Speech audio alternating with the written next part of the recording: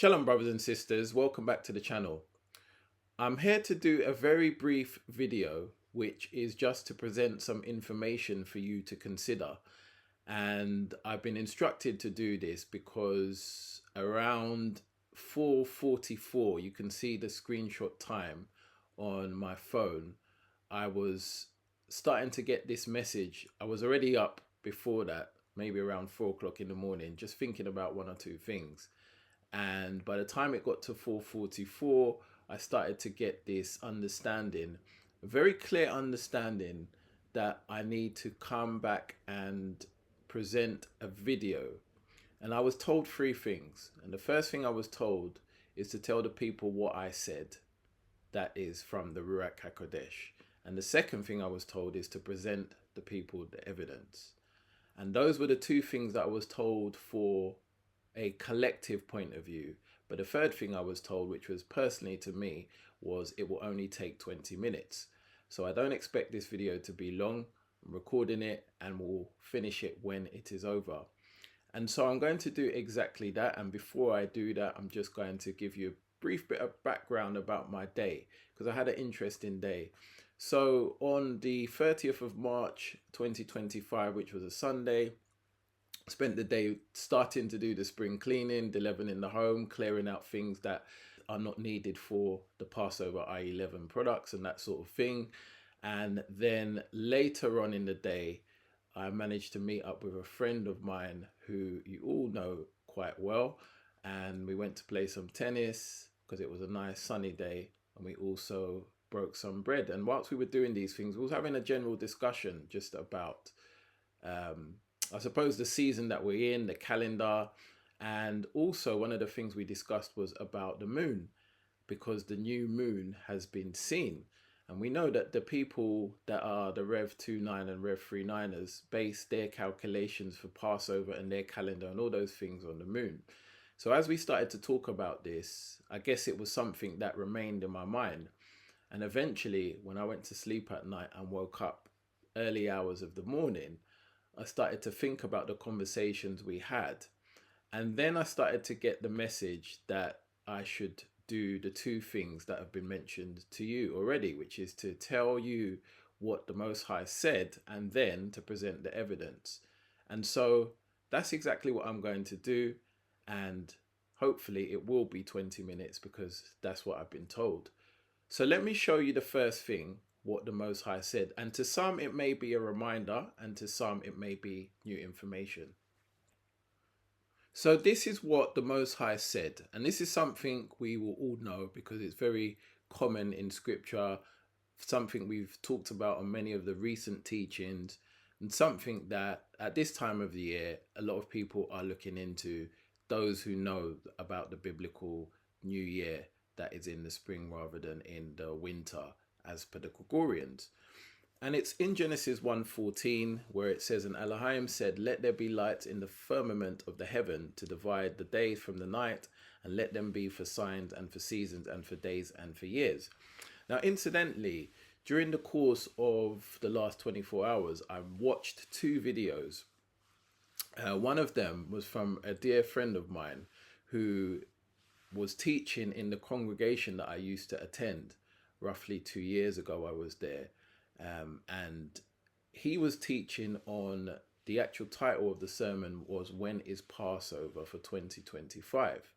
And he was doing a teaching showing the congregation that the sighting of the moon would then trigger the first day of the year.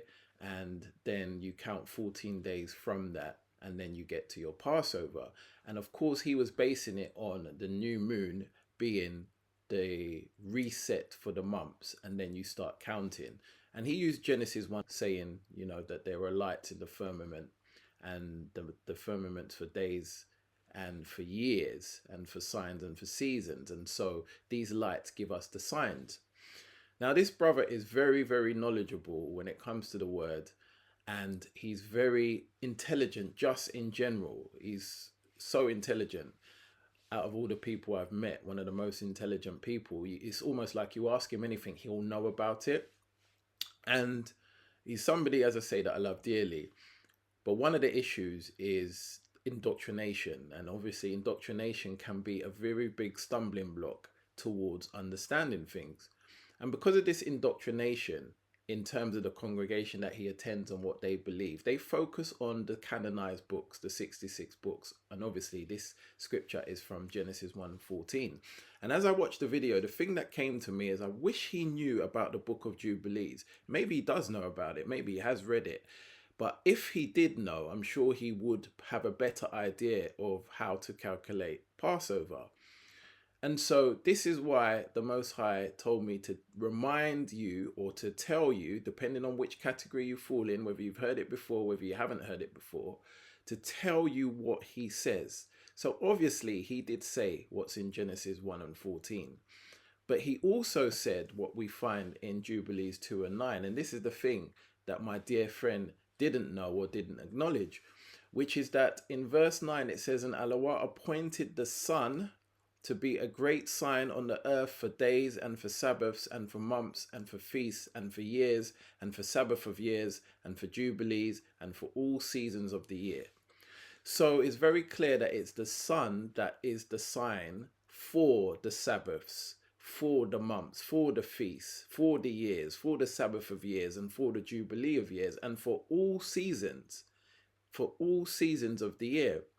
Now, of course, it doesn't contradict Genesis 1:14, because Genesis 1:14 is like a summary. It's just telling you that the lights in the firmament are what is going to dictate the signs. But in Jubilees 2:9, it's more specific, and it tells you that it is the sun that will determine all these things. So as I listen to this brother preaching, I just wish that he knew about Jubilees, or the congregation acknowledged it, but they stick to the canonized books.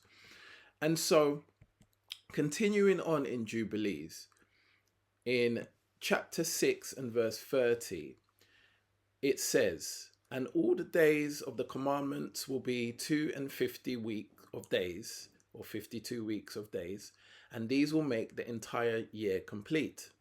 Thus it is engraved and ordained on the heavenly tablets, and there is no neglecting this commandment for a single year or from year to year. So here we are told that 52 weeks of days, in other words, 52 weeks, makes the complete year. 52 weeks times 7 days in a week is what makes the complete year. This is what this is telling us. And it is telling us that there is no neglecting of this commandment for even a single year or every year. In other words, at no stage should this ever change, because it is engraved and ordained on the heavenly tablets. This is fixed. It's non-negotiable. It has to be every year the same amount of time, 52 weeks of days, which is basically 52 weeks. And then, just to solidify it, it says, and command thou the children of Yasharal that they observe the year according to this reckoning, 364 days, and these will constitute a complete year, and they will not disturb its time from the days and from its feasts, for everything will fall out in them according to their testimony, and they will not leave out any day nor disturb any feasts. Jubilee 6:30 to 32. And so when we look at this, it's very clearly telling us that 52 weeks is what the year should consist of. And 52 weeks times 7, as in 7 days in a week, gives us 364. And the Most High is saying there is no neglecting of this commandment. It's written, engraved in the heavenly tablet, and it's been ordained, and it constitutes a complete year. That should never change. That means that 364 days completes the year from start to finish. And at the end of the 364th day, the next day has to always be the start of the new year. There is no neglect of this commandment. You cannot add days. You cannot add weeks. You cannot manually adjust. You cannot do anything other than what is in this scripture.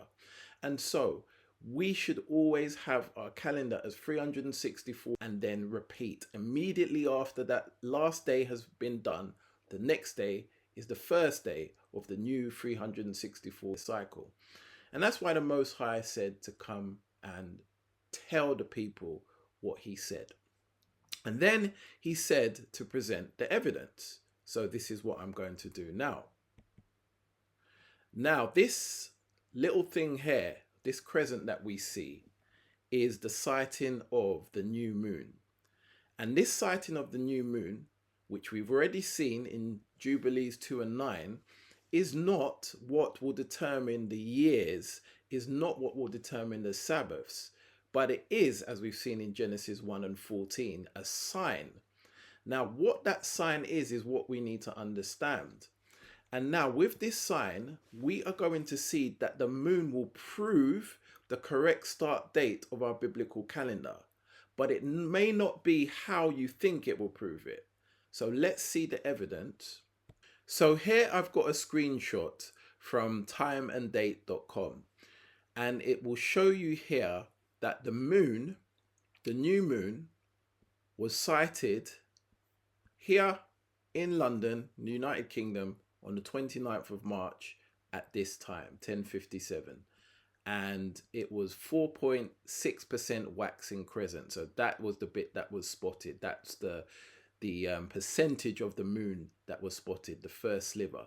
And so they are classing this now as the new moon being seen.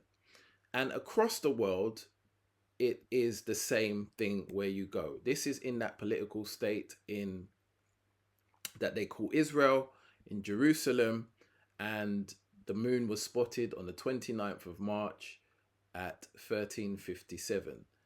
And again, this was seen in that political state. And then we look at another one. This is in the United States of America, in New York, that the new moon was spotted on the 29th of March at 6:57 a.m. And so all around the world, this moon has been seen. And now many people, including the Ish people, including my friend that I mentioned at the beginning, they are now using this to calculate the new month. So they're saying the new month has started, which they refer to as Abib, or the first biblical month. And now they are able to calculate Passover from this date. So let's go to our trusted calendar and find out where this new moon was spotted on the calendar. So the new moon was spotted on here, the 29th of March, 2025, around the world at various times, obviously due to the time zones. And incidentally, the sermon that my friend recorded was a Sabbath day sermon. So he actually recorded it on this date. And part of that sermon was showing that, look, the new moon has been spotted, and so the new year is starting today. And they were saying Happy New Year and so on and so forth. And so, as I said in the first slide, the new moon will prove to us the start date of our calendar, but it may not be the way that we think. So they have identified the moon, and they are now saying that that is the start date because the moon has shown up. And as I said, it's such a shame that he doesn't know, or he doesn't recognize the book of Jubilees. So how they are calculating Passover is they're saying this is the first day of the new month in the new year, and they're going to count 14 days from this date to get to Passover. So it would be 1, 2, 3, 4, 5, 6, 7, 8, 9, 10, 11, 12, 13, 14. So the 12th of April is the date that they are keeping Passover. It's the same date I believe the Ish people are keeping Passover, and many other people from different sects and so on and so forth. So that's the date, the 12th of April, which is the 25th day of the first biblical month on my calendar. And so if we go back to this new moon, which was here, just a couple of days ago, it was seen. If my friend also understood about the book of Jubilees, and if the Ish people understood about the book of Jubilees, and anybody else that is keeping Passover here, they would see that in Jubilees chapter 6 and verse 36, it tells you that for there will be those who assuredly make observations of the moon, how it disturbs the season and comes in from year to year 10 days too soon.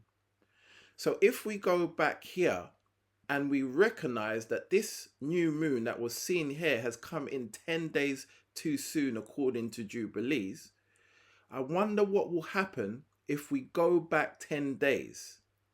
So let's do it. 1, 2, 3, 4, 5, 6, 7, 8, 9, 10.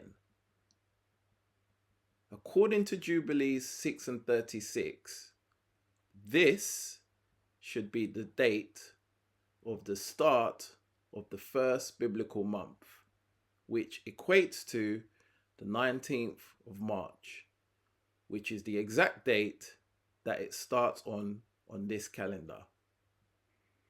And because they don't understand, don't acknowledge, haven't read, haven't been led to see Jubilees 6 and 36, they have now done the following, which is in Jubilees 6 and 37, where it reads, "For this reason the years will come upon them when they will disturb the order and make an abominable day a day of testimony, and an unclean day a feast day.